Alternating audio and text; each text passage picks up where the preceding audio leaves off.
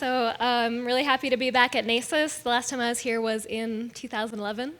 So beautiful destination, and thanks for having me. I want to talk about how a cartographer can be part of an organization's branding mix by having the map be the cornerstone of the service, and also how to create identity with your map and give a sense of place. So, why won't you work?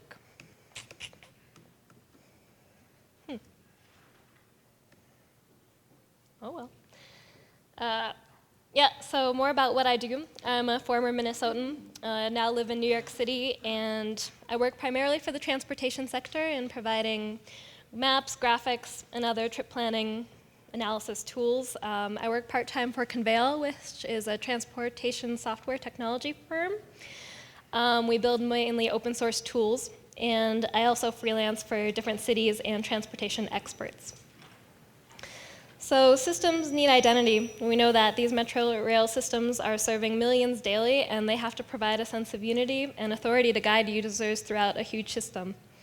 The map and the wayfinding platform is an iconic identity for large transportation systems, and users latch onto it. I see people wearing these Uptown and the Bronx shirts all over New York City, and MTA logos, or the MTA transit store is always selling out of shirts and stuff, so we see that users really feel a sense of place associated with the transportation system. As far as branding, this is a nice way to advertise destinations through use of the map. We see the map as part of the DC circulator branding, showing how you can get to Georgetown, DuPont, etc. directly on the bus. Or we have this advertisement of the New Yorkshire coast by train and a schematic map showing more or less how easy it is to get to these great places where you can have fun. And this branding really works. You can tell just by these maps. Can anybody guess what city this is just by seeing the map? Washington, D.C., London. It's a little more tricky, but I had to add it. New York? Yep. So these schematic maps are quite iconic and part of the organization's branding. Maps extend use of the service. There's research that shows that users trust the London Tube map 2 times more than their own experience, meaning that they see connections as being very easier than what they themselves know might be faster. Also, there's been evidence to say that Harry Beck's original map expanded the real estate market in London by showing destinations that are very far away as being very easy to get to. Yeah. It can also create issues. There's an expose of the New York City subway map, which I think has been corrected since then, showing blatant errors, intersections that don't actually cross where they say they cross. This can be tricky, especially when you're trying to combine a schematic map and geographically accurate diagram. There's a lot of public debate on how to represent a city. This map on our right, which was the '74 Massimo Vignelli New York City subway map, revered by many designers, and when it came out was called The Yellow Brick Road to New York City, was very helpful for some, but others thought that it didn't show New York City accurately, saying, and I quote, "This is New York City, not the magical land of Oz." So they changed to a more geographically representational map, the one that we more or less use today. Now, all kinds of cities, large and small, are offering many services in addition to rail and metro lines, offering things like ride pool, van pool, bike share, bicycles, and other services. This gets really tricky when you're trying to map it, because you have all these systems that you want to link and correlate to each other. Some are fixed, some are unfixed, and the map gets really cluttered and tricky to communicate. This, in my work, is the image that I see many cities trying to portray. It's really lightweight. If you just get more people on the road biking, the streets become safer and it becomes part of city mobility. So a lot of cities are starting with this communication message that we want to make our city bike-friendly.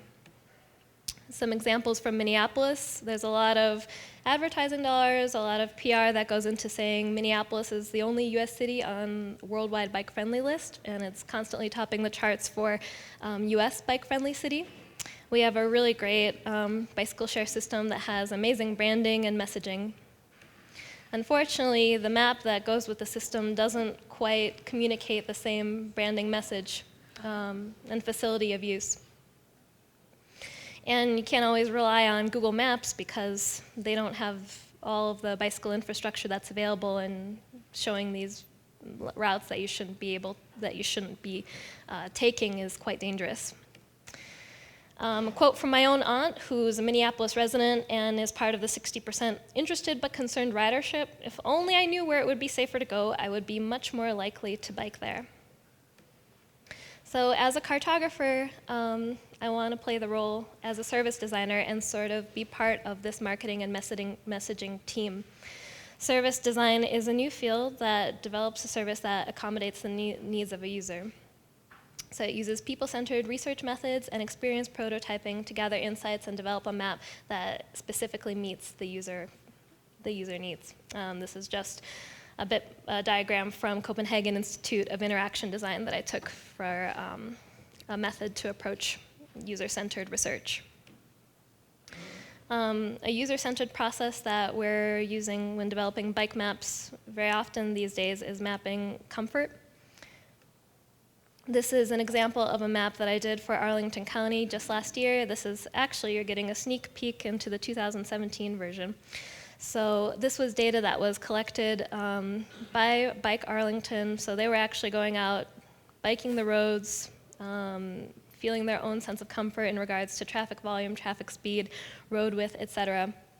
And we wanted to really convey the message that all roads are bikeable, but some bikeable more than others. And they have a lot of infrastructure that includes off-street trails as well. So we wanted to really highlight those.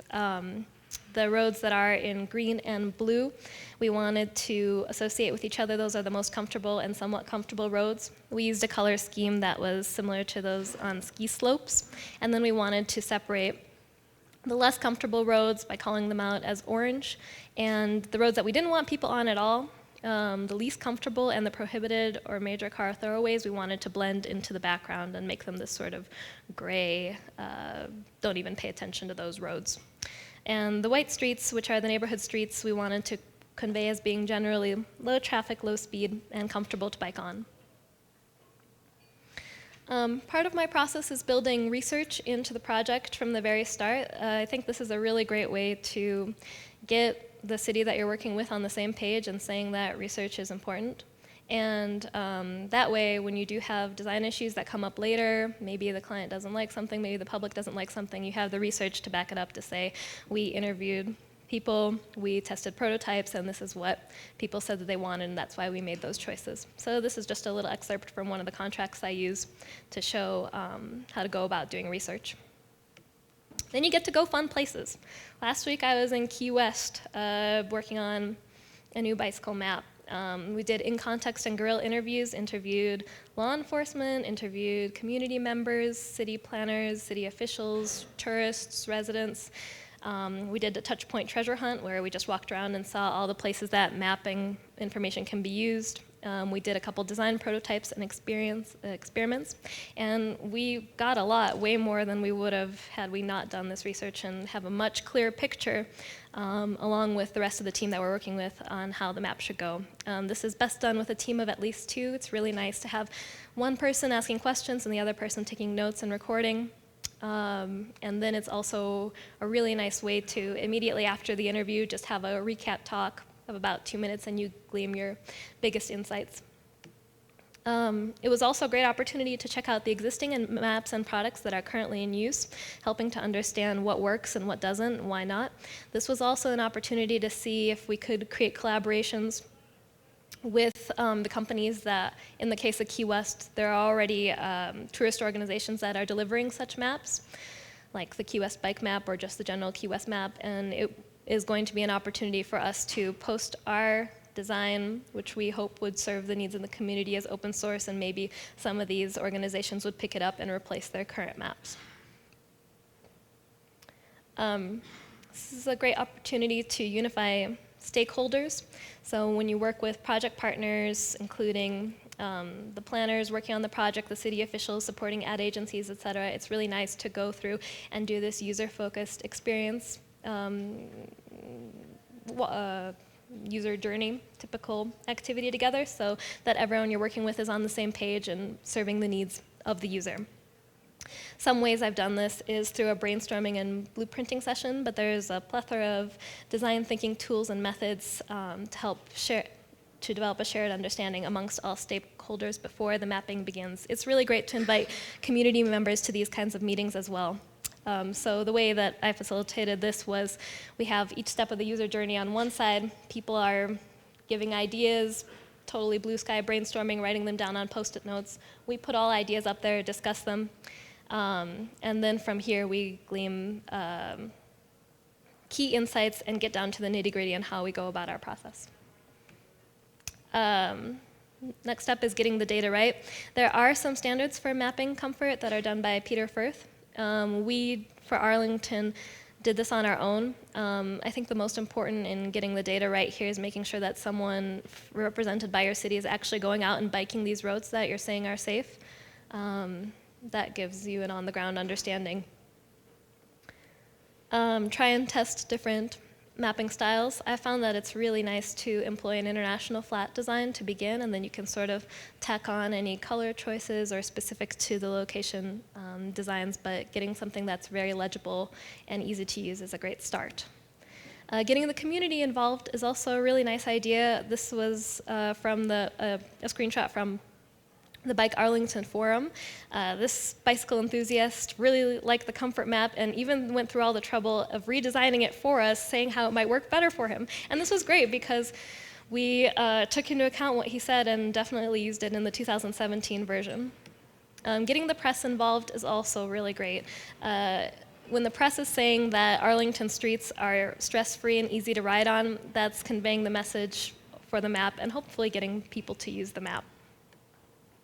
Make, test, and repeat. The great thing about these kinds of projects, especially for bike comfort, is there's constantly new infrastructure being added year by year, and every year when you do the map update is an opportunity to try some different styles and test more with the community and reevaluate. So that's something that I really like working on these projects, is you always have the opportunity to improve when you do the update.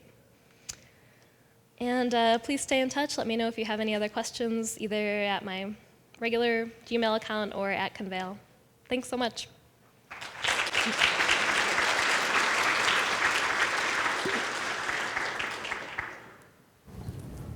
Questions?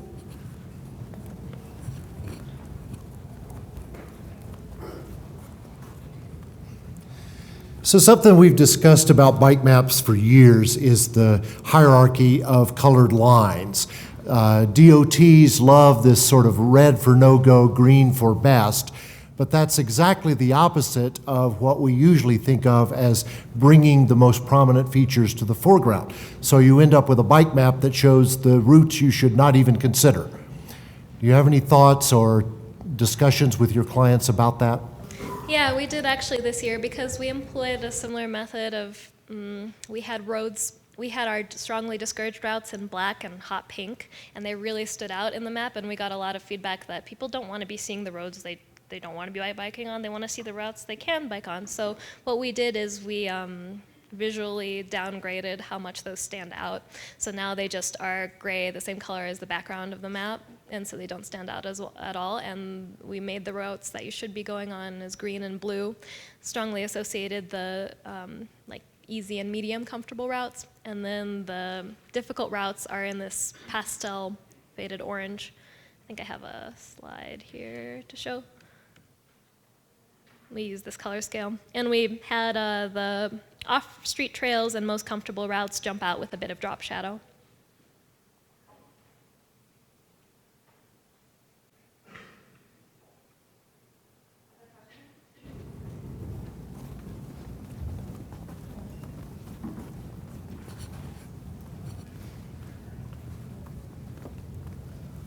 I know a big part about biking is the hills and having to go up them. Have you thought about bringing terrain into these maps at all? I imagine that'd be a challenging cartographic problem, but have you thought of any ways to solve that? Yeah, actually, Katie Kowalski shared a great map with me that did have terrain in the background. I can post that to the forum or something. It's not, in Arlington, we do have steep hills, and we portray those with arrows, but they're not, I mean, we don't Arlington is not the most elevation-heavy area, so it's not been critical for the bike maps I've used and I've done, and the one in Key West, it's also not an issue because it's, yeah. I would like to try to solve that problem. I haven't had to yet, but I've tried to keep the maps as simple as possible with iconography, and I find that these sort of arrows are indicative more or less. I mean, you can see them directly on the route versus having to interpret sort of two levels of information where you have to first go through the topography and then look at the routes. So, there's a question over here. Oh, and there. Okay. Hi, I'm Janice from Uber. I'm a cartography designer as well. I personally find it very challenging to use multiple colors to convey different degrees of data, especially when it comes to, like, let's say you're biking against the sun, or your screen's very dim, and if you're colorblind, it's hard to see. Like, how do you solve those problems? Because I can see that you guys have like green, blue, orange, and red, and I'm pretty sure they get kind of muddy when it's colorblind, like not colorblind proof, right? Yeah, that is, I try to really work with saturation in my colors so that there isn't that confusion. Of course, you should always do more colorblind testing. Yeah, we try not to use as much red and green. That's definitely an issue. In this color scheme, we went to ski maps, which I think that did come up in one of our conversations as something that people need to be using in the sun. So we used a color scheme that worked for that. I actually designed the Nice Ride map and the Minneapolis map. One of the issues we had dealing with doing those, and I've had with other bike map products, is when you're showing the comfort or easy ride network, you're probably showing something that is not officially designated. And when you're working with an organization like a city that is all about official designation, it becomes a thing to try to get around. You kind of sort of assume that the city is on with that, which is great. I think cities are becoming more comfortable with the idea of doing that kind of network. I wonder if you could just say a little bit about your experience in dealing with that. Yeah, but we're showing something that isn't an officially signed thing on our map. Yeah, definitely. That's something that did come up in Arlington. And they do have an official bike map, which is separate from the bike comfort map. And the bike comfort map is really something that is mixed in with the rest of their marketing materials. So they give it away at events. They kind of bridge it with posters and other graphics that they're sending out. It's not necessarily the official bike map of Arlington. I have seen cities use the comfort map as their official map. I think Fort Collins does that. In Key West, we have a lot of leeway. I'm not sure if that's just the laid-back attitude of that place, and also because there isn't much bike infrastructure there that is official. I think they are starting to develop a more stringent system to designate bike comfort, especially for planners. It's the Peter Firth system.